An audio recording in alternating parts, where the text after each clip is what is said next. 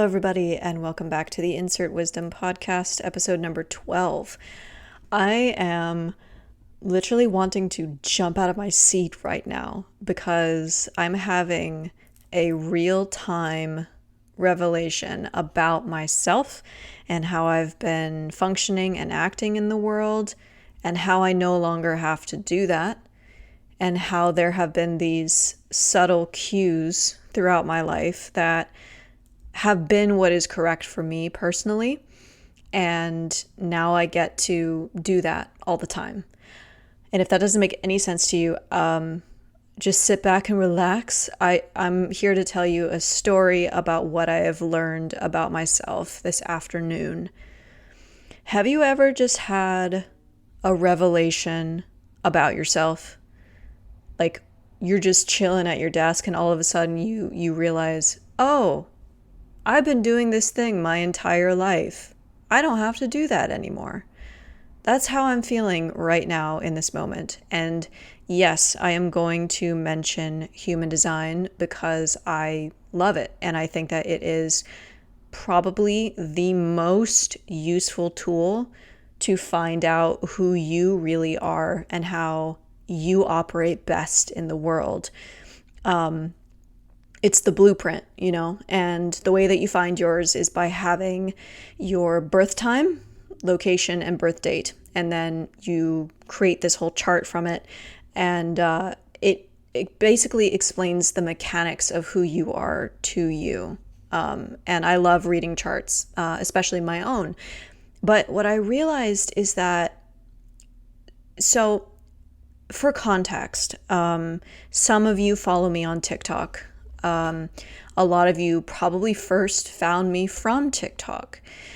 I started posting back in 2022. I had this subtle pull right before I started posting regularly that said, I really want to post here. I don't know why, but I want to.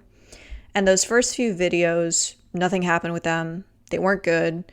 There was no message to them. It was just content for content's sake. And then Roe versus Wade was overturned in this country, and I got extremely upset by that, and I needed a place to put all of that rage and all of those feelings about what had happened because it was wrong to me. I take bodily autonomy very seriously, and so because of that, my videos started to take off, and I have had multiple videos surpass 1 million views. I think I have 2 or 3 at this point, and one of them surpassed 2 million views. I've had many others that have hundreds of thousands of views, and it has always come from a place of when I am speaking from this fiery, sometimes a little spicy, unfiltered place that is not me trying to be palatable, right? And so I went from 350 followers to 86,000 in a couple of months. Then it stagnated at that point for reasons that I honestly don't even remember, but I just all of a sudden didn't really want to make content there anymore. These days I'm getting back into it, and that's because I realized that there was a part of that time in my life that really fueled me to move, to keep going forward, not be stuck in this self-analysis all the time, not trying to explain things. I just responded to what gave me life, what was a spark for me. That spark in recent, I think you can probably hear the car revving outside. That spark has translated in the last year or so to threads. I think I counted at one point. I've had probably 100 threads at this point go viral. Not mega viral by any standards. My top performing thread has nearly 20,000 likes, I think, and 100,000 views or something like that. But on threads, I feel like that's pretty big. But it's the same thing there. It's speaking on things that I respond to in the moment that feel like they are lighting me up and I must speak about them. It's not polished. It's not palatable. It's just what I'm thinking and feeling in the moment. But what I learned today is something that I've been doing for over a decade at this point, that according to my human design profile and from what I knew instinctively about myself, was not correct for me. And I felt like I knew that internally, but I didn't know what to do with that information. It was like, okay, well, I guess I'll just keep doing it then. And that is being a peacemaker. That is being a mediator.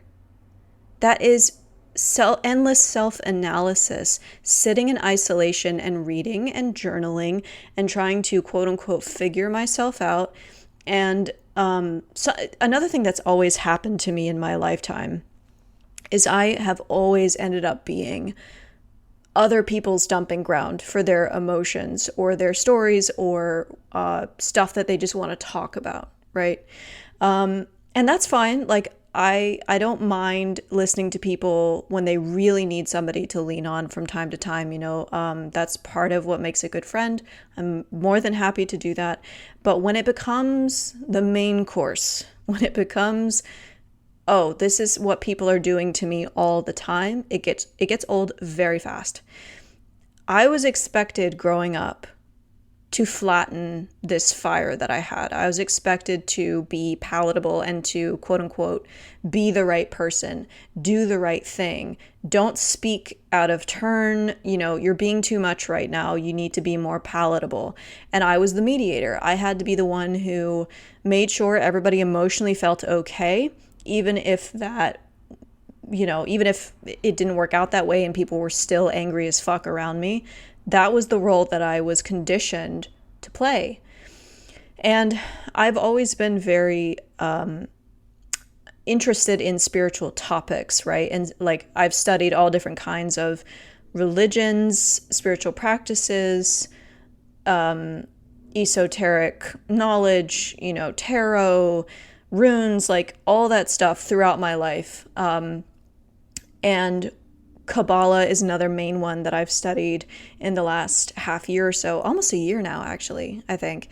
And in these spiritual systems, they tell you that if you're spiritual, you don't get angry, you don't have messy feelings, you keep the peace, you turn the other cheek. I think that's what the Bible says. By the way, in my previous episode, I said, what was it? The truth shall set you free. And I was like, I don't know what that's from. It's from the Bible. That little book that's like, I don't know, kind of got a following. But it's, the Bible talks about that stuff, right? And like, I am not Christian. I am not somebody who identifies as a Christian.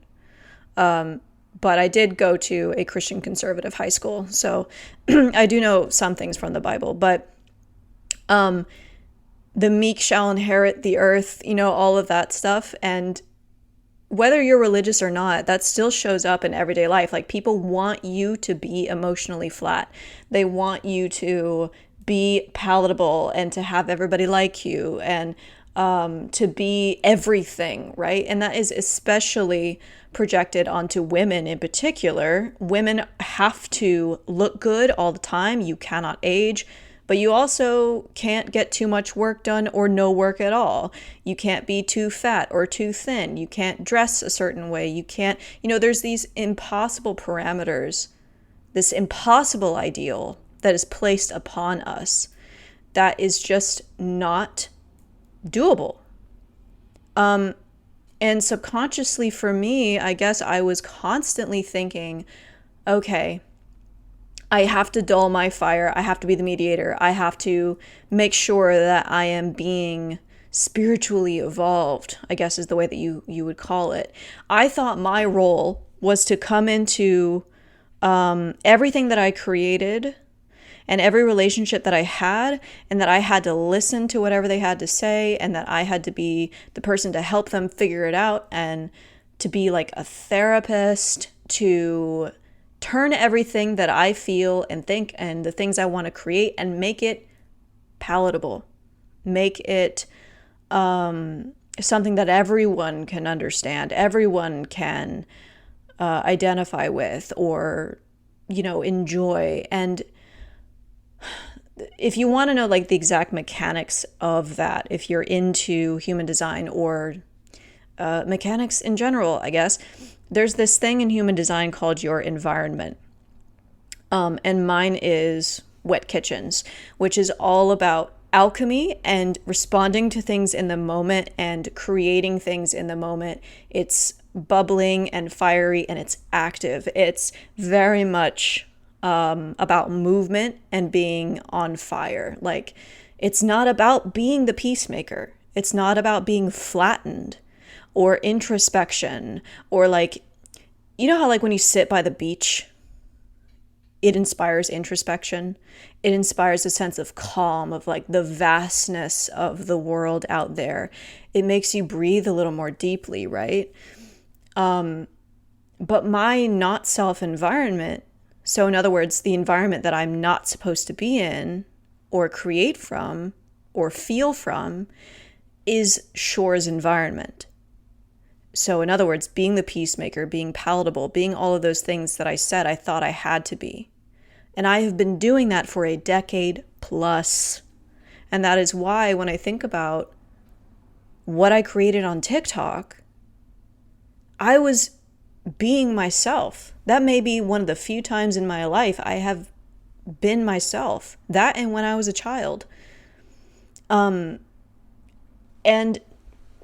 it's weird because when I would think about that time, I like felt a little bit guilty about it because I was like, oh no, I was kind of fiery there, or I wasn't palatable, or, it was just directly going against who I thought I had to be. And I think now more than ever, the world is asking each and every one of us to be our authentic selves. And I know that I have said that so many times, but like, who gives a fuck about these imaginary rules that we've erected around ourselves? Who says you have to be the peacemaker? Who says you have to be, flattened emotionally? Who says you can't feel what you feel? And obviously a lot of this, it demands discernment, like, obviously, when I say that the kind of content and the kind of environments that work best for me is in this active, fiery, in the moment, spark, alchemical kind of thing, it does not mean that I'm provoking for provoking's sake. It does not mean that I am being mean to people. It does not mean that I'm being reckless and an asshole, There's a level of discernment that comes in. A patience, a waiting, something that feels, what's the word? Integrity? What's the word?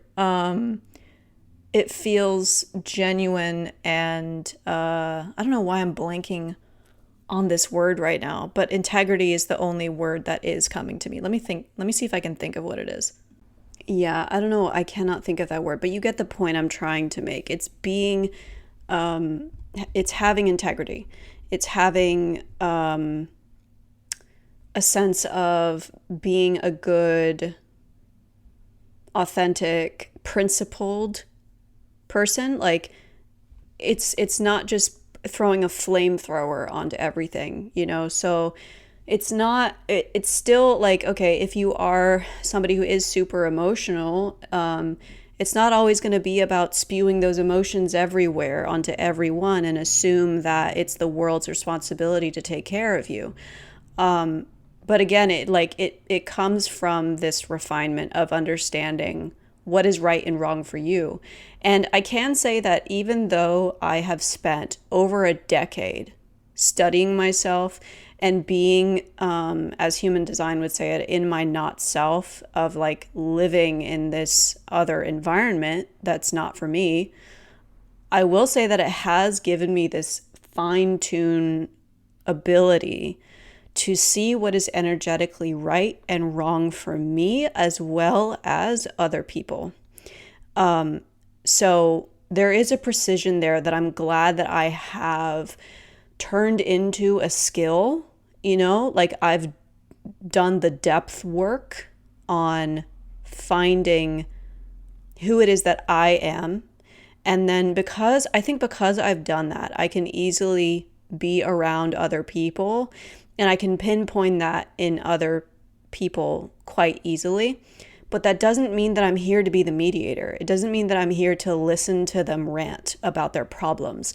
It doesn't mean that I'm there to fix it. Like, I'm supposed to just create things from this sense of what is alive in the moment and then allow the world to make sense of it how they want to. And to move things forward, not get stuck in this damn self-analysis all the time, even though it did have its place. So that's something that I'm thinking through and alchemizing right now and feeling into, that it just literally makes me want to jump out of my seat because I'm like, yes, that's it. That's exactly how I felt during that time. And I can feel that way again. And I'm starting to feel that way again because I'm not trying to package myself into a container that is not mine. I'm not following what the world is telling me I have to do in order to be well-liked or prosperous or whatever. I'm doing what feels correct for me. And we're moving into a time, I think, where the world is going to demand more than ever that each one of us is doing that. Because we, in my opinion, I think we're on the verge of a collapse. Not just politically, economically, or whatever. I think we're on the verge of a collapse of personhood, of people getting so burnt out of following what everybody says that they're supposed to do, and they just can't do it anymore, right? Because not everybody can do or be the things that we're told we have to do or have or be. You know what I'm saying? There is one other story that I'll share with you that I think relates to this very well. And I just feel kind of a pull to talk about it in general. There is somebody who I used to be friends with. I'm not going to name their name and I'm not going to name their gender because I want, just in case they're listening, even though I doubt that they are, I want to keep a level of mystery around it. But this person, every time I was with them, it seems like I would be provoking them about something that I didn't even realize I was doing. It was always this slog of talking to them about struggles, about what it was that they had realized recently and how they're feeling about it and their relationships and how fraught they are with struggle and blah, blah, blah, like all this stuff. And I realized that in the end, this person was becoming somebody who needed more and more validation than I was willing to give. I think I might have talked about them before. I can't remember, but energetically, I remember looking at this person and I was like, oh, you want me to praise you.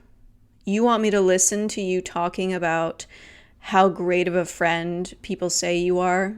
Like, this person would tell me stories of how neighbors of theirs would come up to them and say, I don't know how you've done this, how you calmed my mom down so easily. Like, even the professionals can't do that, but you can, and you're just so amazing. And this person would always talk about how their other friends, not me, but their other friends would be like, you're just so special, and I love you so much, and you're not like any other friend I have. Like, and this person would tell me these things constantly.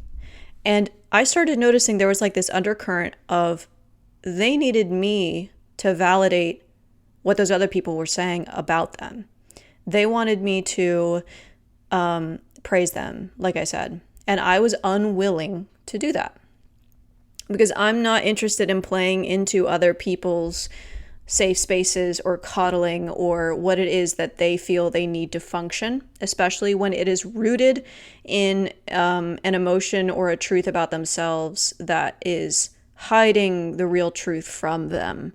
Like, this is somebody who claimed to be spiritual and elevated and all this stuff, but then I would just poke at the right things, not meaning to at all, and they would unravel. You're not a quote unquote spiritual person if that's really what's going on. If there's a deeper emotion or truth that you're not looking at, and you're covering it with this emotional jargon, the spiritual jargon of saying how evolved you are, it is false. And I don't fuck with that. So I decided I was not going to play into their own self-image. And even from time to time, they would pause from their self-stroking and they would say to me, don't you think that's true? What do you think? And I'd always be like, yeah, that's great. But I wouldn't go any further than that.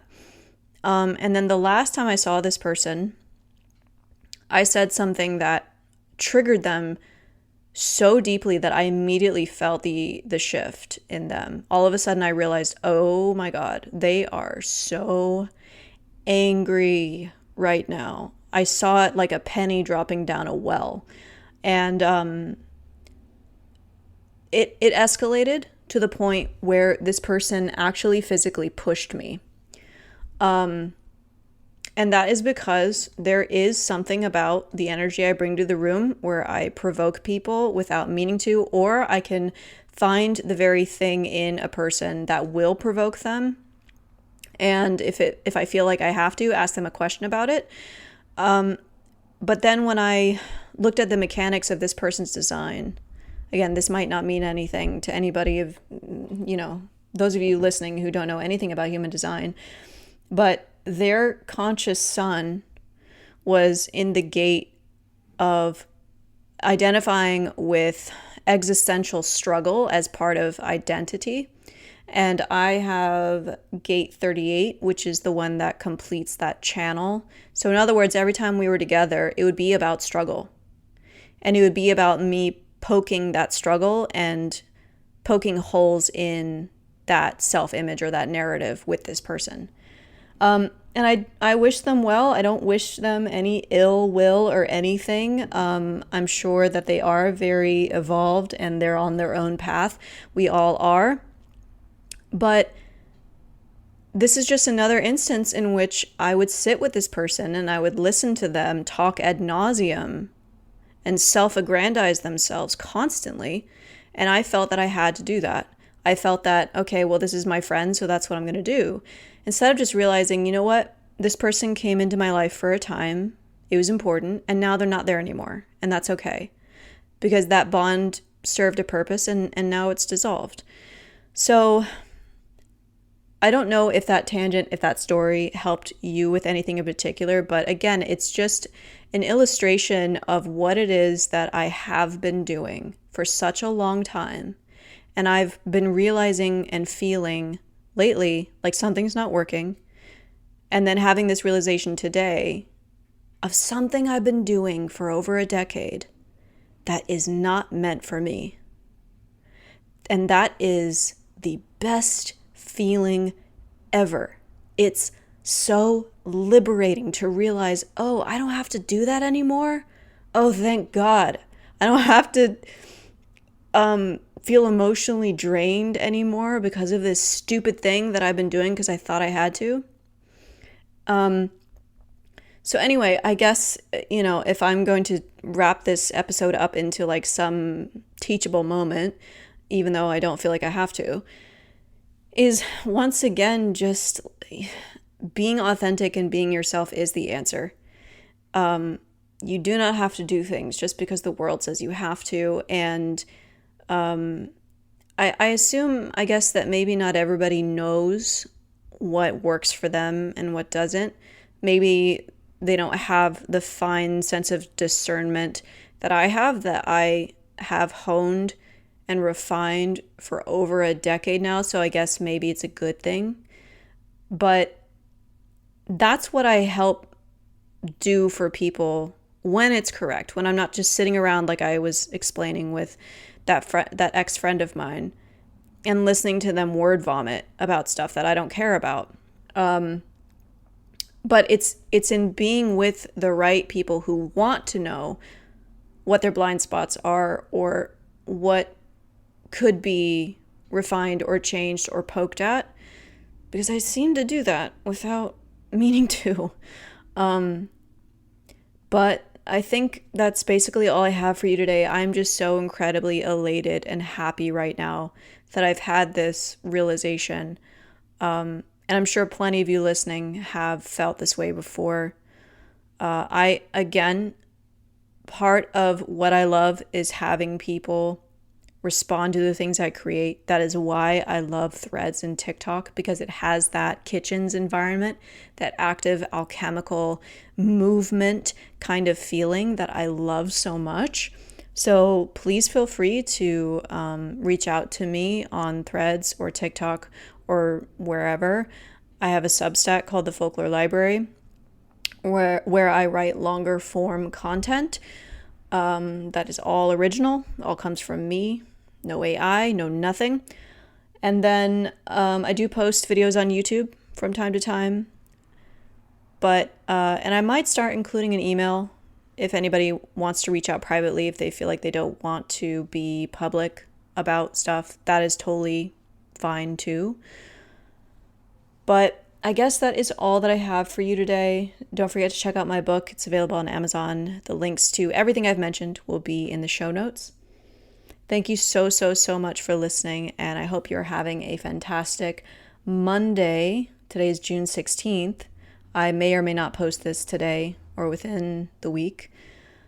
But, yep, that is all I have for you today. I'm going to go for a walk and just feel so happy that it's like a homecoming is kind of what it feels like. But I will talk to you guys in the next episode. Goodbye.